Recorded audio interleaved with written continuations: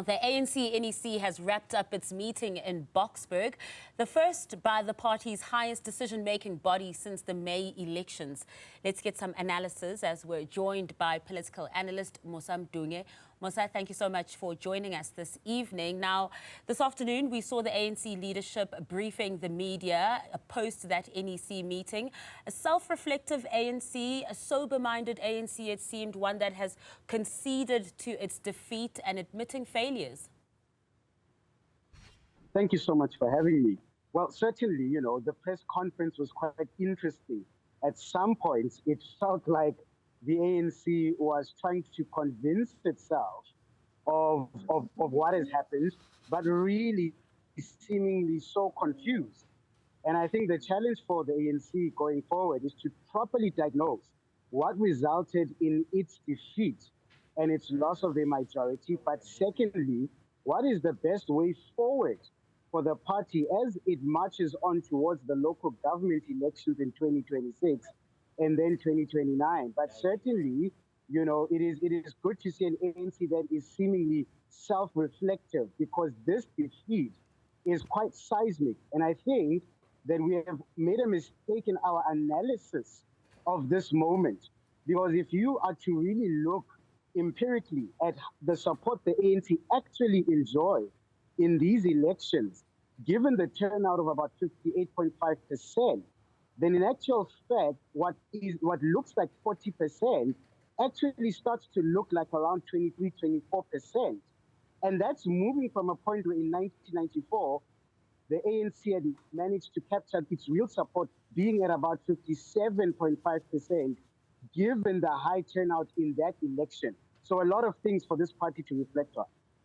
Yeah, and I mean, they did go into the list of things that could have also cost them these elections too. But prior to this media briefing, post this first NEC meeting, it didn't seem that the ANC was really getting the grasp. You were getting the language of, our votes were basically gone to other parties, but basically that entitlement that these are still our votes.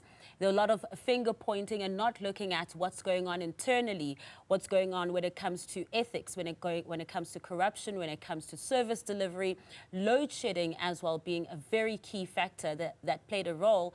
And it was earlier today that David Makhura said at that briefing that the ANC has eroded its integrity and ideological principles. What do you make of that? Certainly, the ANC has done that.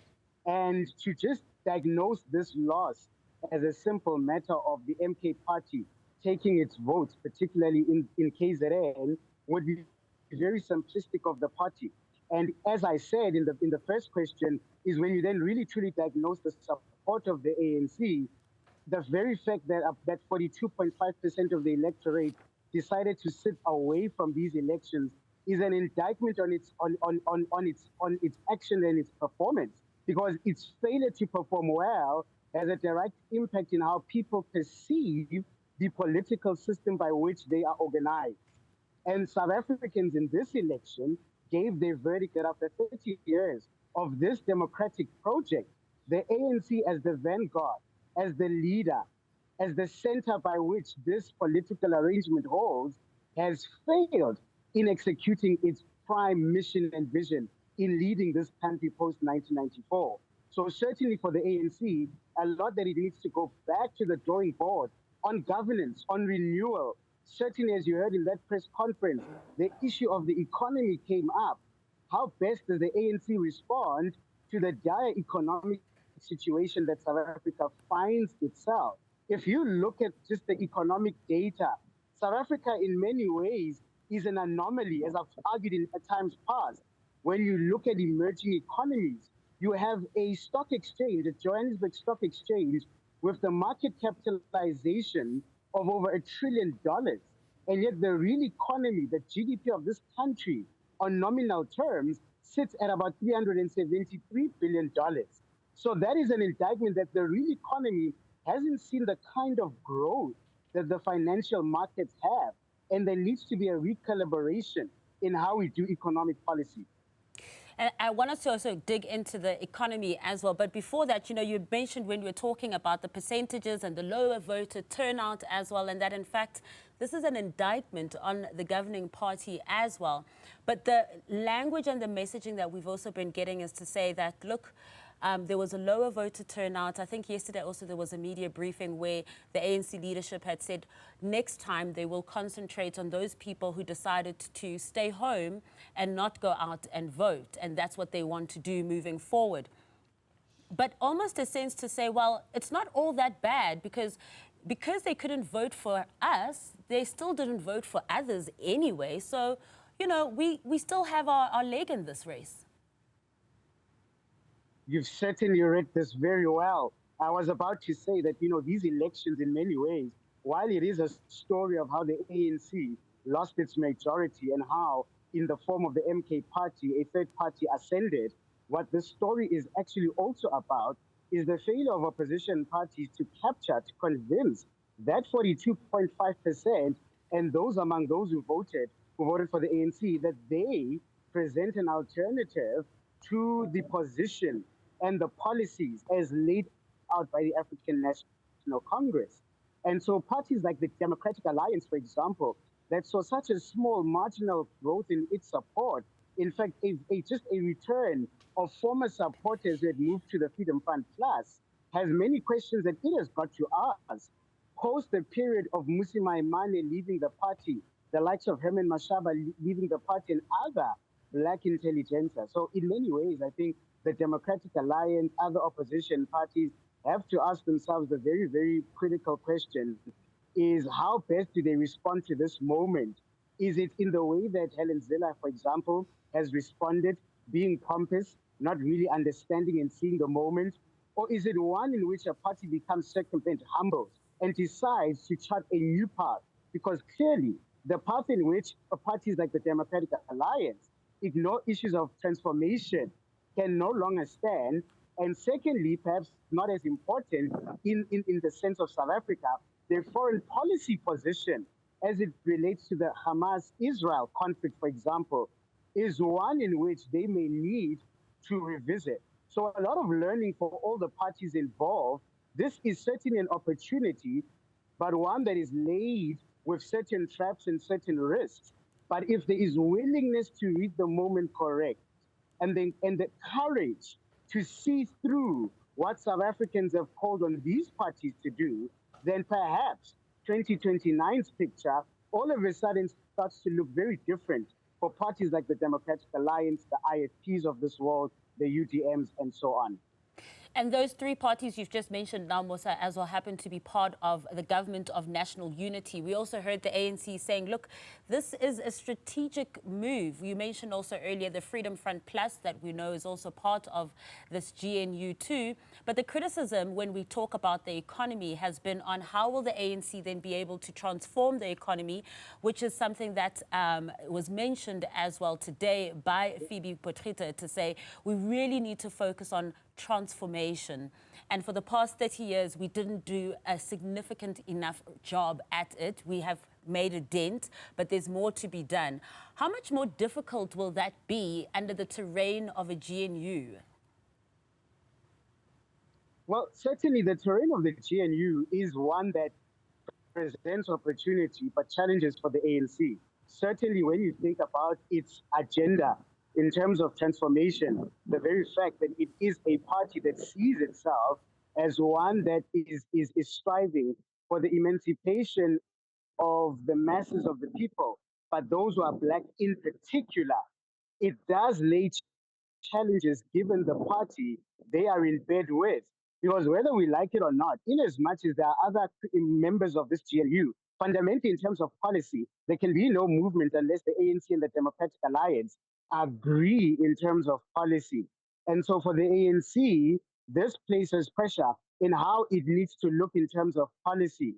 But let me raise this, which I think is perhaps a point that has not found enough space in the public discourse, is that when we do a truly true dive into the policies of the ANC, the policies of the Democratic Alliance, we truly then begin to see that these parties are not that are far ahead of each other, far apart from each other. In actual fact, we end up finding that on certain issues, they really, really do align. For example, the whole issue of getting in renewable energy as a manner in which to augment, to support coal supply in South Africa is a point that both parties agree to. The point of creating better conditions, removing the bottlenecks, the regulatory bottlenecks that businesses that try to establish themselves in South Africa find is a policy that both parties agree on.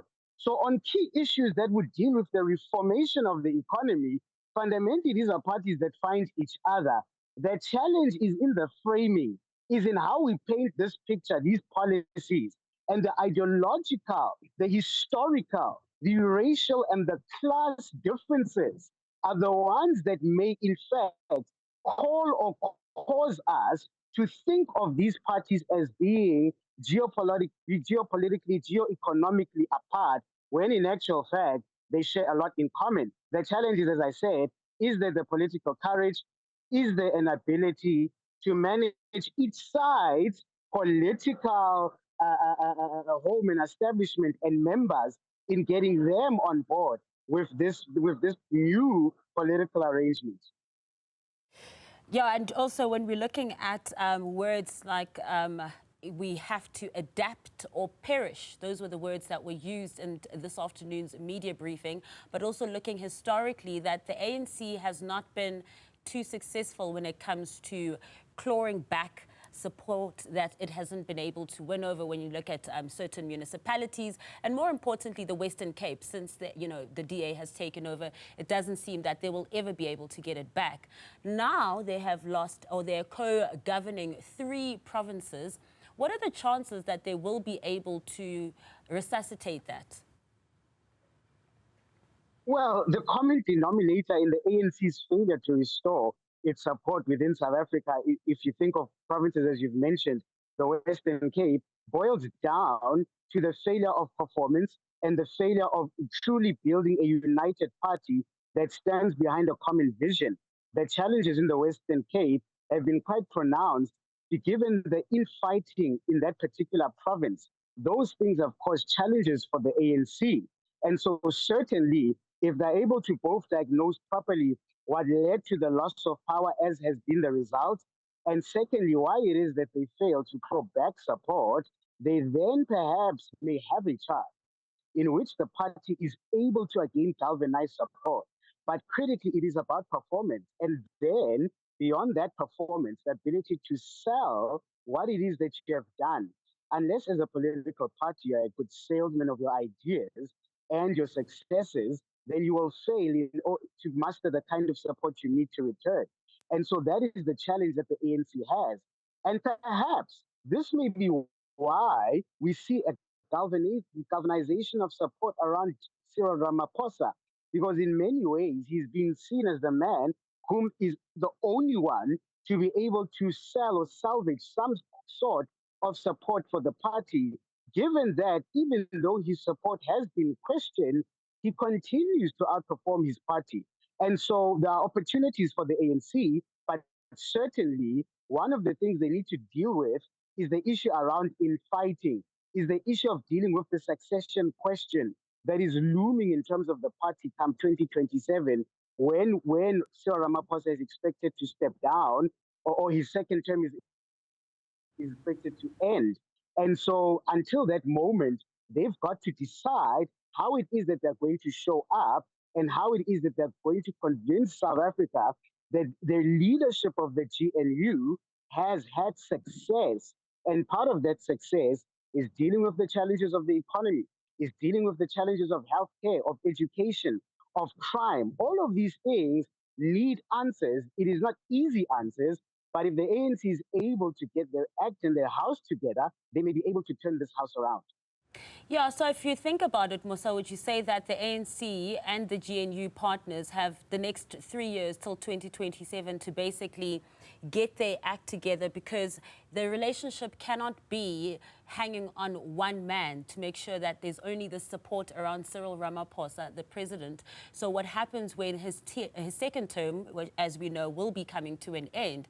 What's then the sustainability of this coalition, grand coalition of government of national unity? Well, you've raised a good point that at some point he is going to leave the stage. And so the party has to prepare for a future without Cyril Ramaphosa. What does that future look like? Well, we don't know yet. We may see the rise of Paul Mashatile. We may see Figile Mbalula make his run for it. Some have even raised, Gwede Mantashe's name in the mix. The challenge for the party is about succession planning, but part of that succession planning is the preparation of future generations to take up the mantle of leadership in that party.